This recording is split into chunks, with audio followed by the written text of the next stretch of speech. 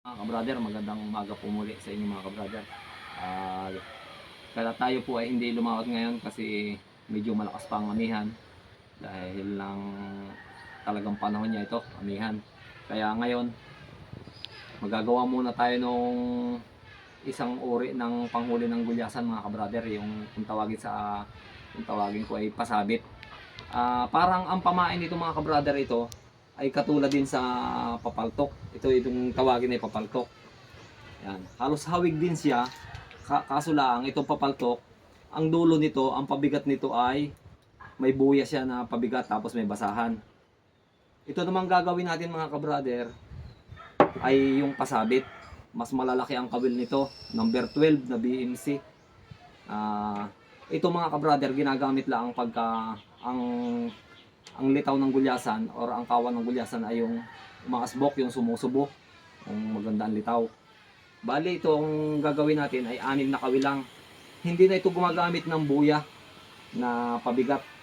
Ito ay ginagamit pagka sobrang dami ng bangka. Yung maraming kalaban, yung kalaban, yung ibig sabihin maraming kasamang bangka doon sa kawan.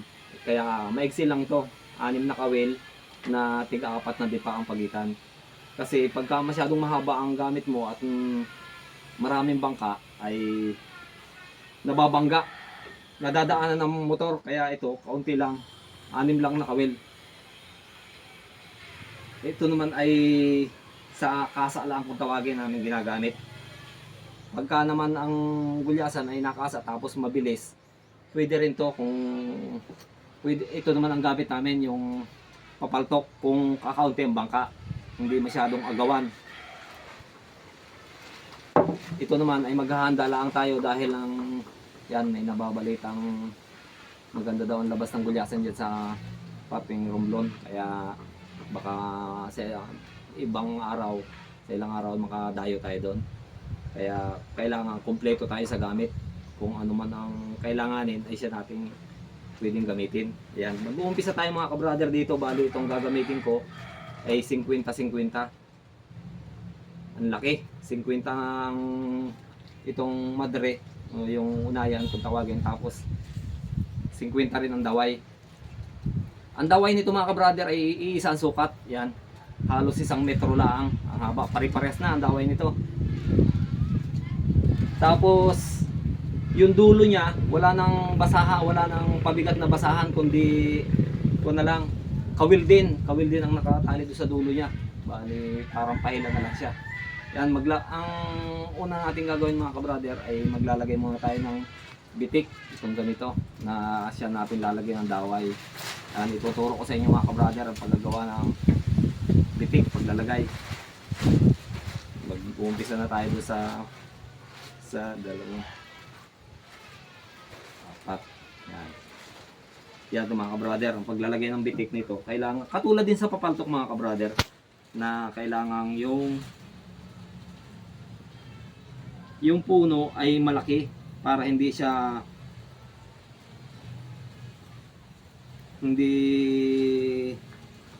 makaalis yung yan, tulad niyan nakabulto na yung puno, tapos itong iayapos na lang natin pahaba itong dulo ng nylon. Yan, ganyan mga ka-brother. Tapos lalagutin na natin to. Tapos yung bali magdadalwa rin itong madre nito. Alisin na natin ito pat pampagulo lang. Yan, ito mga ka-brother. Bali may isa na siyang sabid. Yan, isang pana. Tapos ikakabila naman natin. Bali yung madre mga ka-brother magdadalwa yan. Yan, ang pagsasabid mga ka-brother nito, kanya-kanyang diskarte. Maraming, yung ibang mangingisda, marami ring diskarte, maraming alam, pero yung kanilang diskarte ay ginagalang ko yon. Pero ito mga ka-brother na ipakikita ko sa inyo, ito naman yung pamamaraan ko kung paano ang pagbibitik. Yan, ganito mga ka-brother, halimbawa na isabid nyo na yung kabilang dulo, tapos itong kabilang dulo naman ang matitira. Ang proseso niyan, pagsasabid, dadalwahin nyo muna dito, tapos tatansyahin niyo yung layo yung distansya pagitan ng dalawang bitik, tapos hihilahin nyo ganyan. Yan. Tapos sasabit nyo ng isa dito sa likod. Yan. Tapos isa uli dito para magkaroon ng lumaki yung pagitan ng dalawang, yung distansya ng dalawang buhol para hindi makatanggal yung ating daway. Yan. Yan, ganun din. Iayapos natin pabalik pa atras itong ating nylon. Yan. Yan mga ka-brother ang kayarian ng ating pagbibitik.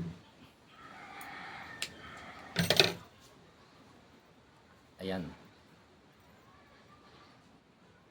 Yan mga ka-brother, bali ang gagawin nating, ang lalagyan natin ng bitik ay bali 5 kawil lang.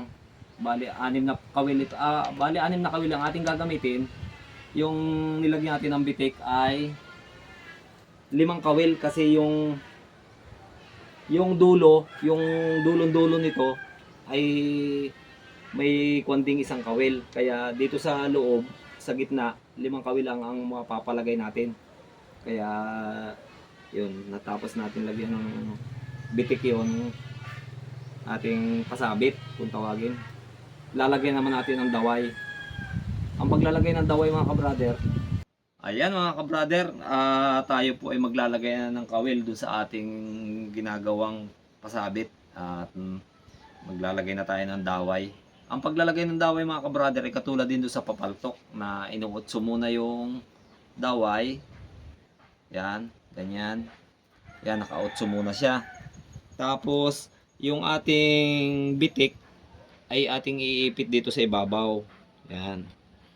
Tapos, ating ibubuka itong yung inutso natin na daway. Tapos, nasa ibabaw naman yung may bitik. So, ilalagay natin sa pagitan. Yan, tulad niyan. Isusuot ulit natin pagayon. Tapos, dito natin ibabalik. Yan. Ibabalik natin doon sa kung saan lumabas yung daway. Yan, ganyan, mga ka-brother. Tapos, kung maluag siya, ito ang adjuster niya. Pag ito inariyahan mo, luluag yung kanyang buhol. Pero pagka gusto mong higpitin, ito din ang bibirhen mo, itong maliit. Yan. Yan. Yan, pagkagayaan, bibirahin mo na itong malaki pagka hihigpitin na itong mahaba. Ayan mga ka-brother, yan. Mahigpit na yan. Gaya na siya. Hindi na siya makakaalis dun sa pagitan ng dalawang buhol. Yun ang purpose ng buhol, para hindi siya makawala. Ang kagandahan naman ito, umiikot siya. Hindi itong daway na ito hindi sasabit dito sa madre. Ayan mga ka-brother, lalagyan. Tapos nating malagyan, lalagyan na natin ng isang buhol pa uli para sigurado. Ayan. Kakagatin na lang natin. Yan. Linis na yan. Tapos ilalagyan na natin ng kawil. Ito yung ating daway. Yung ating ginawang 5 kawil ay pare-parehas ang haba ng daway kasi ito ay panglagmak lang sa litaw. Ganon din ang paglalagay mga ka-brother ng kawil. Yan. Iuutso din muna itong daway. Tapos kung paano ang paglalagay natin doon sa bitik, ganon din ang ilalagay natin dito sa kawil. Isusuot din pa ganyan. Tapos at pagkatapos ating iutso, babalik natin para yan. Pagayan ng pag-uutso mga ka-brother, oh.